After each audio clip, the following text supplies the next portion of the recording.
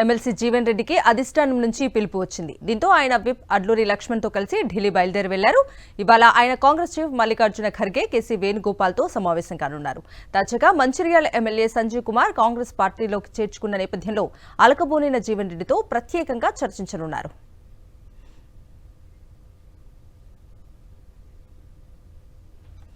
ఇక ఇదే అంశానికి సంబంధించిన పూర్తి అప్డేట్స్ ని మా ప్రతినిధి రాకేష్ అడిగి తెలుసుకుందాం. రాకేష్, ఎమ్మెల్సీ జీవన్ రెడ్డికి అధిష్టానం నుంచి పిలుపు వచ్చింది. కొద్దిసేపట్లో ఆయన శంషాబాద్ ఎయిర్పోర్ట్ నుంచి ఢిల్లీ బయలుదేరి వెళ్లబోతున్నారు. జీవన్ రెడ్డితో పాటు అడ్డూరు లక్ష్మణ్ కూడా జీవన్ రెడ్డితో పాటు ఢిల్లీ వెళ్తున్నారు.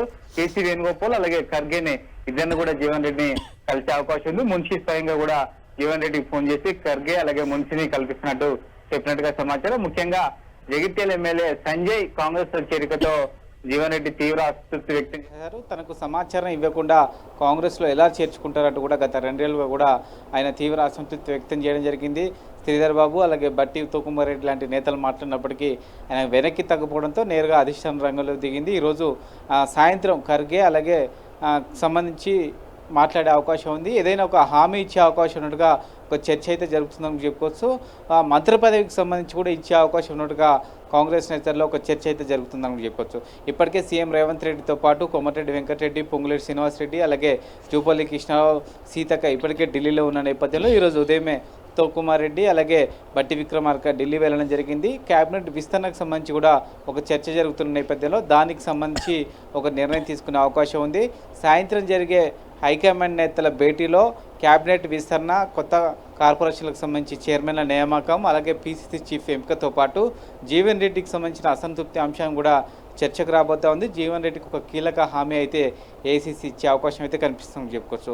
మరోవైపు ఢిల్లీలో ముఖ్యమైన నేతలందరూ కూడా ఉండడంతో క్యాబినెట్కి సంబంధించి ఆశావాహన నేతలందరూ కూడా ఢిల్లీకి వెళ్ళడం జరిగింది.